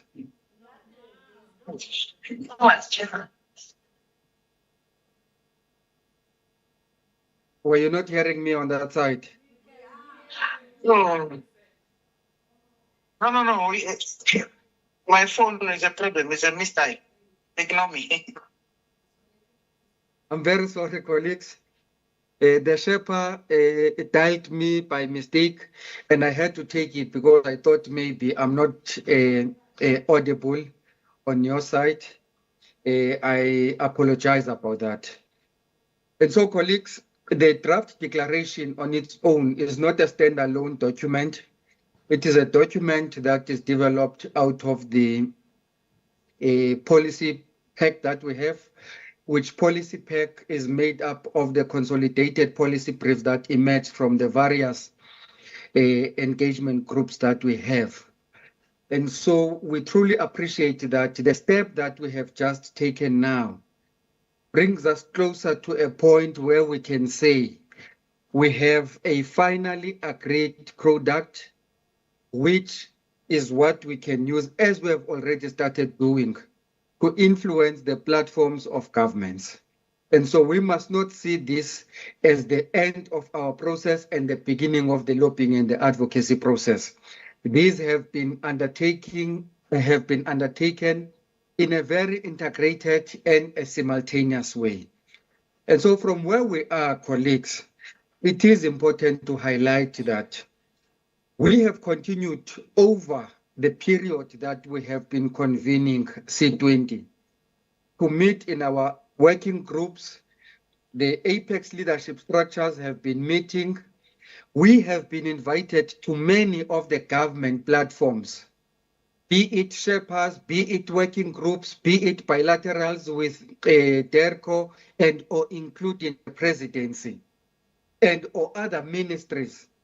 We have been, as the work gets to be produced, because we're actually on the third or the fourth iteration of our policy pack. All the other preceding iterations of the policy pack have been used to exert our influence into the level of the different work streams that government have as the working groups and the other forms of engagement that we have had with governments. What is clear for us is that the South African government took a conscious decision of rendering its G20 presidency to be a people's-driven process. Our assertion, comrades and colleagues, is simply that there could not have been a better way of practical expression of a people-centered process, either than giving space into the civil society engagement groups, including other engagement groups beyond civil society, or should I say, other non-state actors that are organized into other different engagement groups. And so we, as we lead civil society, we can say that we have led one of the highest forms of engagement with the people. Across board, we have the highest number of individual organizations that have registered to participate in our structures and processes, not only on paper, but in practice. We have actually made sure that in our working groups are supplemented by other outreach processes that have been led either from our side or that have been led by individual civil society organizations where they've taken the initiative and even led and invited us. As the Sherpa said earlier on, colleagues, we even got to a point where some of the people in this engagement in this room were part of a delegation from C20 that hosted very successful activities on the sidelines of the United Nations General Assembly 80th anniversary this year in New York. And there, we participated in various site activities that were organized by government. We participated in various other activities that were organized by other civil society organizations. But our shining stars in this group now have also organized our own activities that were C20 led and hosted. And I do want to send my appreciation to all the teams that were there in making sure that the voice of civil society gets to be heard in the most strategic of panel discussions with decision makers that we participated with there. And so one of the single biggest contributions we have made in the life of G20 in South Africa is to give practical expression to what it is to have a people-centered and driven G20 process. Beyond that, comrades, we know that the G20 processes in South Africa have taken a posture of elevating it beyond the narrow national interest of South Africa into being an African G20. With that being an African G20, we have taken a posture of a pan-African approach in terms of the lens that we have applied in all the policy positions that we're advocating for. And we must be upfront in indicating that we on our own, comrades, have taken proactive measures that do not only pay lip service to this as an African G20. In terms of the structures that we have in our working groups, we have a chairperson from South Africa, we have co-chairs and facilitators from the African continent and from the rest of the world. We have actually made sure that even the ECOSOC, which is a civil society structure of the AU, is part of our International Advisory Committee. We have imposed on ourselves a fact that all our policy proposals must pass the test of the National Development Plan and the Medium-Term Development Plan of South Africa. They must equally integrate the aspirations of Agenda 2063 of the African Union and the SDGs of the United Nations. And so all of those, as you go through the detailed policy pack, you are going to see how they relate to the NDP, to the Agenda 2063, and even the SDGs. And so, of what we want to advocate for is the fact that there are principles that guide the participation of civil society in G20 processes as led by C20. All our processes, all our structures have fulfilled those. We can make a bold claim that there is no structure of civil society 20 where one grouping of society was a spokesperson for another. If you believe that disabled people have a contribution to make, they did not whisper in someone's ear such that that person can loud hail their views. They have been given space and opportunity to express their views direct. And that is just but one of the examples we are using as disability. All across populations that would have been otherwise marginalized, we have been deliberate in giving them that space in C20. When you look into the issues that we advocate for, when we talk about inclusiveness, it is a principle and a value that we have lived on our own, such that when we challenge the governments of the world under G20 to embrace that principle, we will not only be sharing ideas as pie in the sky, but we will be sharing practical ideas of how that can be done. Even if you look into the substantive issues that we have organized into our clusters and the working groups that Gria was presenting on now, substantively, all those issues constitute an agenda that civil society has been advocating for over time.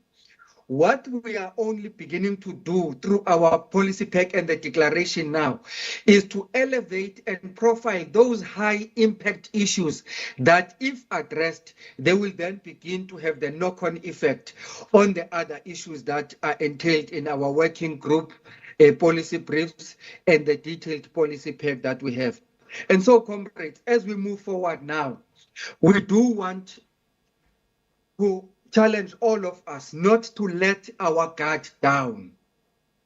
When the Sherpa approached me to say, we may not conclude our engagements today because of requests that came, I was the first one to say, we are not only chasing time that we must conclude this process so that we can do the formalities of handover when we are leaving some voices of civil society behind. We want that when we hand over all our documents. Even people who may not be in the summit must say, we can relate to that policy pack, we can relate to that declaration, because we can see that our issues are finding expression there. And so we agreed that, comrades, we will give that space into the coming week, conclude those engagements, sign off on them, and make sure that we do the necessary handovers.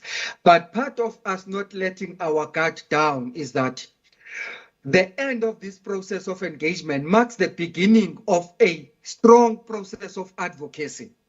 That will be in media, that will be in social media, that will be on unmediated platforms and engagements. That will include social mobilization.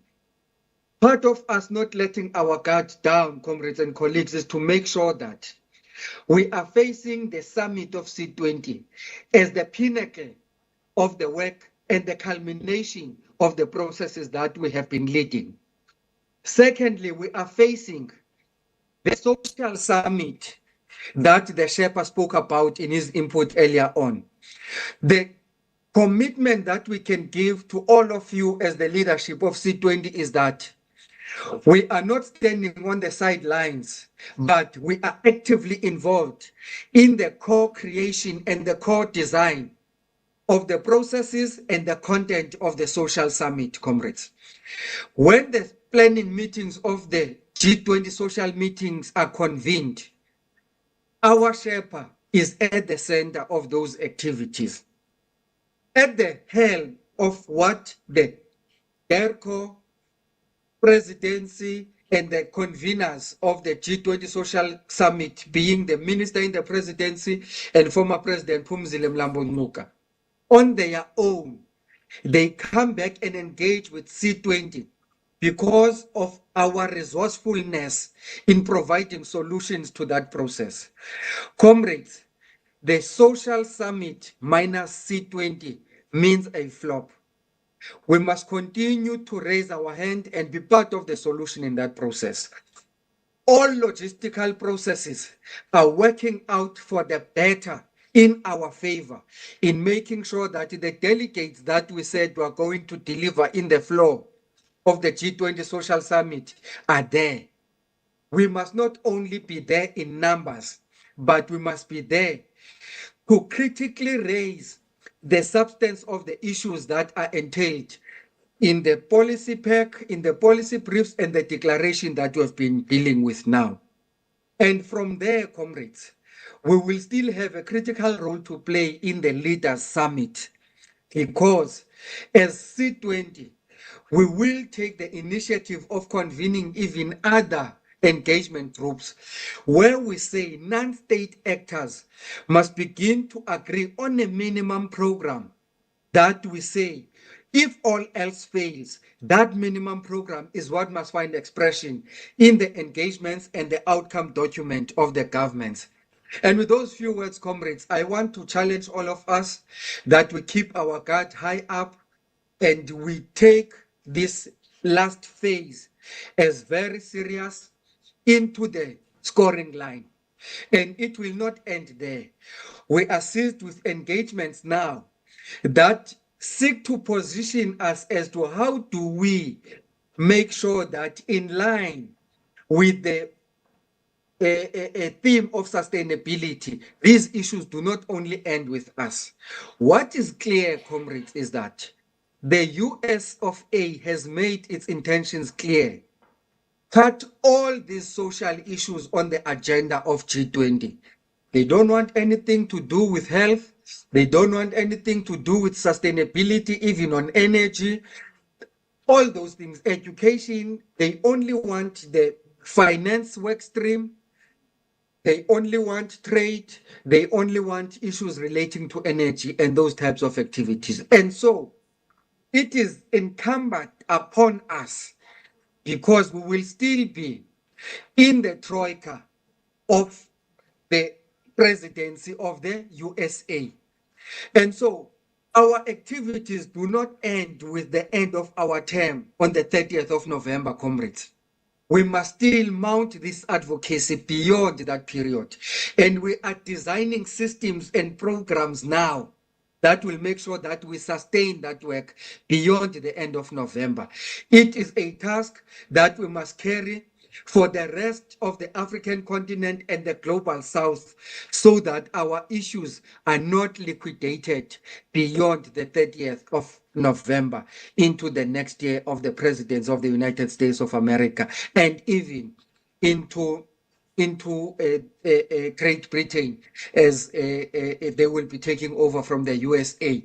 What is clear is we are not about which country is hosting, but what is clear is that the agenda of the global south and the developing world must not be compromised only because now the hosting is going back to the global north. We must stay the course, comrades, and make sure that our advocacy on issues that do not benefit our organizations as civil society, but these are issues that are advocated for the benefit of the constituencies that we claim to lead, the people in general, and the communities where they reside. And so with those few words, comrades, I wish to thank you very much and actually reiterate that ours is actually a call for collective action in driving global agenda for collective prosperity. Thank you very much. Thank you very much. And that was the C20 chairperson, Mr. Tulani Chifuta. The DECO representative could not join us today, so we will be skipping to the closing of today's program. And I would like to thank each and every one of you colleagues for availing yourselves and for contributing to this journey. And I would like to call upon the C20 Sherpa, Mr. Mabalane Mfundisi, to close our program. Thank you, program directors, for steering the ship. We are in another meeting with the other colleague, so I have to go in and out, but I know that we are all covered here, because it's also an equally important meeting as well. And the meeting had to follow me here, because I went to eat earlier, and then the people who were supposed to meet at 9:30, so that by 11 I'm here, we start, they were late. By the way, today, the reason they were late, and some of you may have experienced that, the drill for the G20, country leaders are coming. They closed, it's government, they can just wake up and say, they closed the N1, they closed all the major routes, because they are now doing the drill for when those leaders are. One of the leaders that will be there is the Vice President of America. Those of you who are old enough to have lived when the President of the USA came here, I think it was Barack Obama. It became rough. For those who are staying in Pretoria, it was even rougher, because they had actually took over. There were red zones around certain areas where people even stay, because the President of America is here. The American security apparatus were the ones that were in charge and in control. So government does not want to be embarrassed, because the President Ramaphosa has called on other presidents or their representatives to be here, and they have to make sure that they prepare for that process. Secondly, we did not, DERCO is not here, not because they cannot make it co-chair, program director. We asked them not to come, because when we were engaging on the document that Greer presented, which we wanted to adopt, we realized that we can't do that. Hence, we needed to hurry up slowly, because we will be giving them that particular document. So we have given ourselves a little bit more time so that further inputs can be incorporated into the final document. We will have a meeting for the finalization of that. As I indicated, we will then take it to the International Advisory Committee for a sign-off together with the APEX leadership, because it is going to be the product that the steering committee, represented by the leaders of the various working group. Princess Bam is here as one of the leaders of the working group number 6. She was here on Wednesday presenting, amongst others, who presented. So it is the product that they are working on. They are now bringing it to the leadership. For it to come to the leadership, we don't want, when we say, here's the document, then we get emails, we get people saying we don't own that document. It's not ours. We can't afford to have that, because the 99%, the 89% that I said we have done can be undone by just this move of trying to rush and then leave your collective leaders behind, and then you have a problem. We don't want to have that particular problem. So we will have these processes. Tuesday we have a meeting to report back. Monday there will be those that want to make further inputs. We have already indicated, send your inputs to GREA. They'll be working with GREA to ensure that the document is crisp and it is what it is. And then we will take that particular document. We'll have another a meeting. I think we'll organize it for Monday. It was not in our radar. It will be a fully online meeting so that everybody is there, so that we then do the final adoption. When we come to the summit, we are not going to be adopting a document. We are going to be presenting a document that we have adopted. The summit should be about the leaders presenting the final products, not for discussion or debate. This is what it is. So we are confident that that process has been done for the 14 working groups. We will also ensure that it is encapsulated in this political declaration, because the declaration must not be an introduction of new things that are not there in the policy briefs. It can't be about that. But it's also about which of the things that are in the policy briefs we lift higher up, so that we say these are the basic, these are the minimum requirements. But if you want to see the detail, as I was explaining, that you can't read the book by reading the summary at the back, and then you think that you have read all the chapters. You have not read all the chapters. But you reading that summary at the back should give you an idea of what you are dealing with. You can't read the summary, and then when you go into the documents, it's something else that is not linked to that process. So we'll have a meeting to finalize this process. It is not going to be, I'm told, I was not here, and I think it was a good thing, that it was a good discussions, because people were adding more into what we have, rather than saying, no, we remove. It was not that. So we're building on what we have, which means that that which we have is what we have. It will have additional things that will come through this process. And our comrades are very agile. The document was sent yesterday night. And yesterday night, there were already inputs on the document. And this morning, so people are not sleeping on the job. They want to make sure that the representation that they are driving as leaders, it is actually articulated there. So without much ado, colleagues, thank you very kindly. It's been a very engaged 4 days. We're here on Tuesday. Had what the LGBTQI and the disability said. We had working group 1, 2, and 3 presenting under the theme of solidarity, because 1, 2, and 3 are part of. Oh, yeah, sure. So group 1. Yeah, group 1, 2, and 3 were, am I correct, Rebound? It was group 1, 2, and 3. They were part of our solidarity cluster working groups. We're contributing to the theme of South African presidency on solidarity. On day 2, which was on Wednesday, we had working group 4, 5, 6, 7, and 8, who were contributing towards the equality theme. Those working groups contribute towards the equality component. Then yesterday we had group 9, 10, 11, 12, 13, 14. 6 working groups that are under our sustainability, that are contributing towards the sustainability theme of the G20 of the South African presidency. As I said, and this evening we will be releasing and calling on colleagues to participate in contributing to the G20 declaration. There are 5 thematic areas that have been identified there, and we want the best strikers that we have from these 14 working groups to join us in the development of that declaration, because the plan around it that when we get to the G20 summit on the 18th and the 19th and the 20th, we already have people that are knowledgeable about the issues, have contributed to us. If what Gray was presenting is summarized, what will be in the G20 social summit declaration will even be more summarized.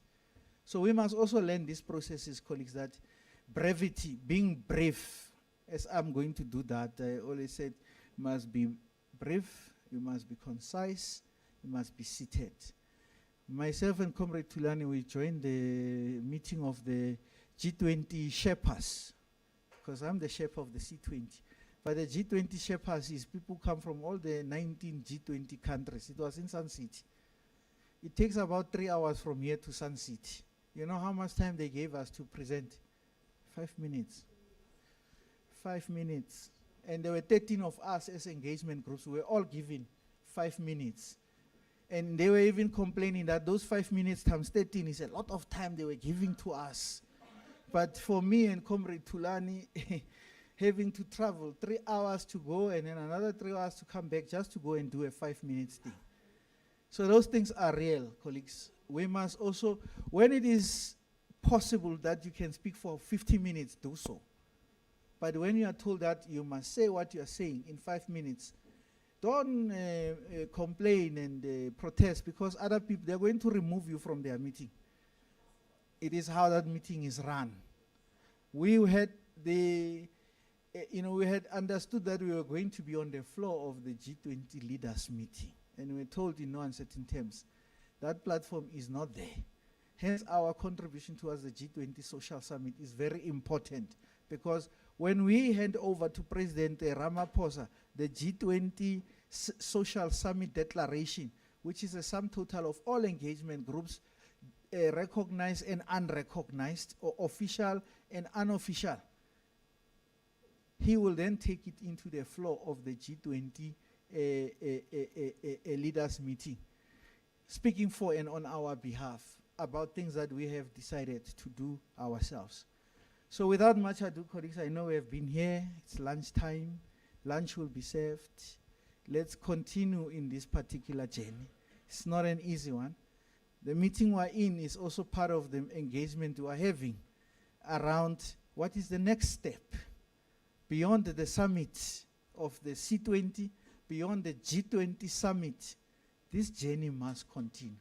So it's part of engagements we are having with, one of the funders that we're looking at funding us to have ahead provincial roadshows and what is the national lotteries. Today is we're still meeting, they are doing their capacity assessment, whatever. So we're talking to them about things that they will work with us post the summit. We will come to communities with our leaders on what did we achieve from our efforts, and how do we ensure that that effort is linked to the national dialogue. Remember, there's a national dialogue that's happening. We're dealing with these policies at a global level. How do we translate these policies into Free State? Because the issues in Free State may be different from issues in the Northern Cape, and they are very different. There are also, Eastern Cape, they don't have mines, Princess Bam. But they say the Eastern Cape is a labor sending area because people work in the mines come from the Eastern Cape in their majority, but they don't have mines. The Eastern Cape has no minerals underneath. It doesn't have, But other provinces, as colleagues were talking about, so how do you deal with the issues in Limpopo, because there are minerals? In Northwest, there are minerals. To an extent, in KZN, they have taken all the minerals in Gauteng. They extracted everything. And our policy briefs are also talking about these extractive economies and what is being done to ensure that places are left as ghost towns when the mines have taken everything from the bottom. You know what happened in one of the places in the Free State. I can't remember what it is, but there was the dumps that they left there, and then it was last year or year before last. Because the mine took everything that they needed to take, and then they just left them like that. And then that thing broke, And then people were actually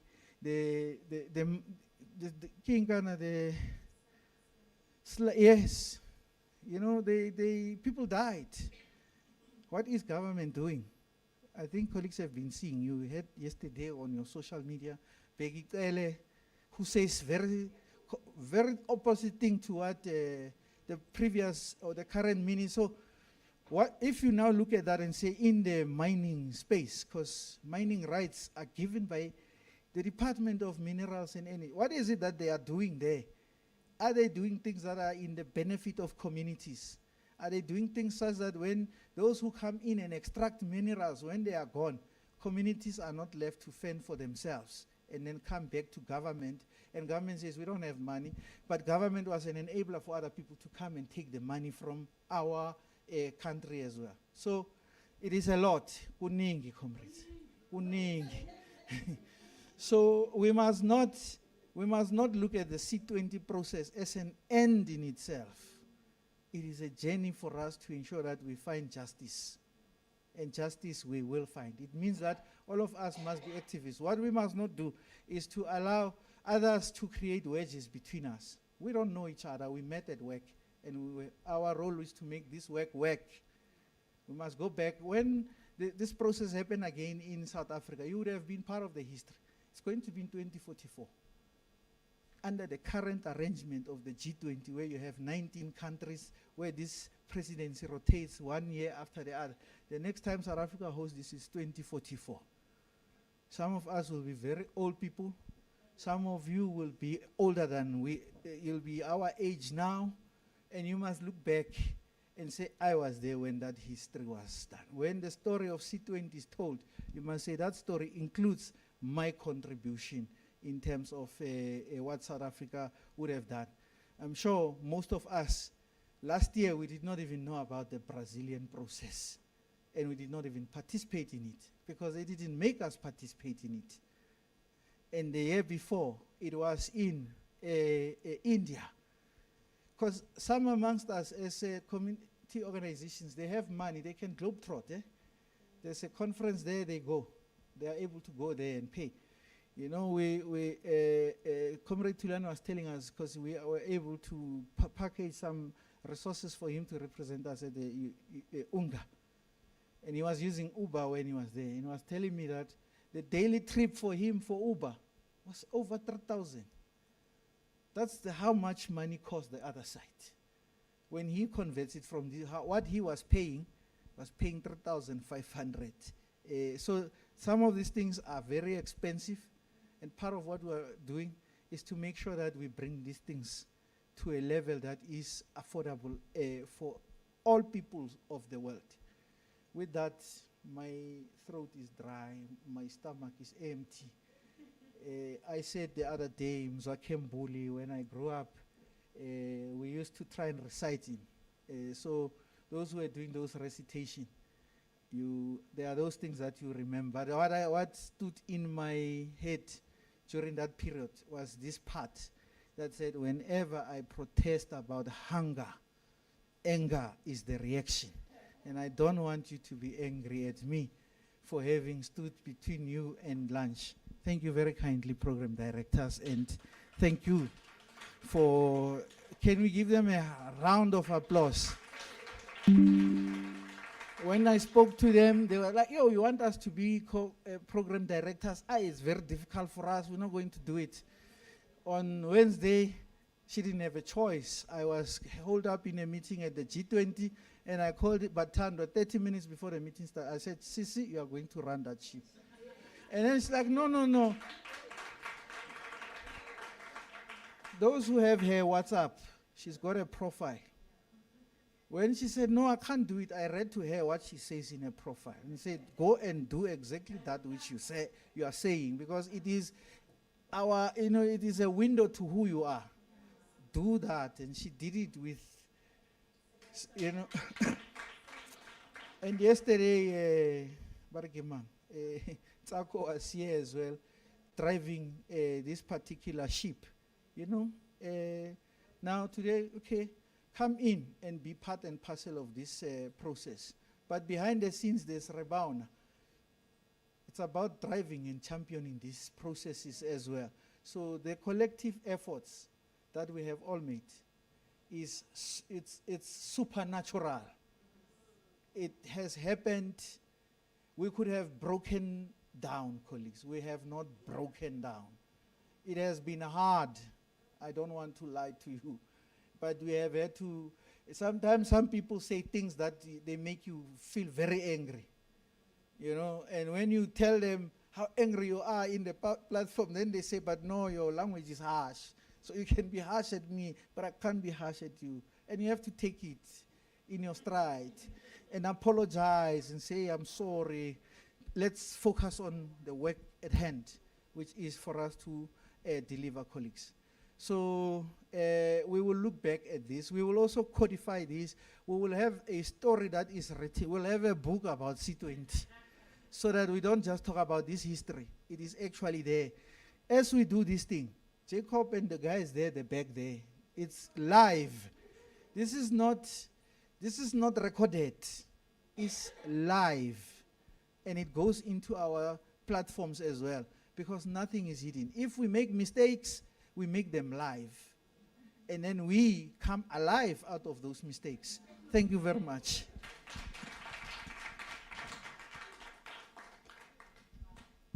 Wow, wow, wow. That deserves a thunderous round of applause. Thank you very much, Mr. Sherpa. Thank you so much, everyone, for your contributions. As Sherpa has illustrated, that it has not been an easy-going journey, but look at how far we've come. Just look at how far we've come. Wow. Without wasting any time, there's lunch being served just outside this room. Let us enjoy, colleagues. Thank you.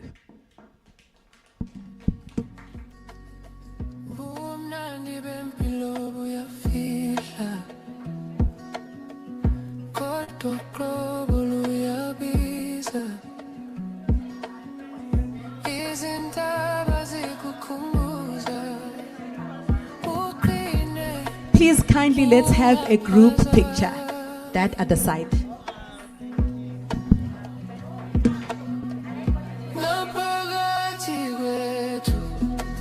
I'm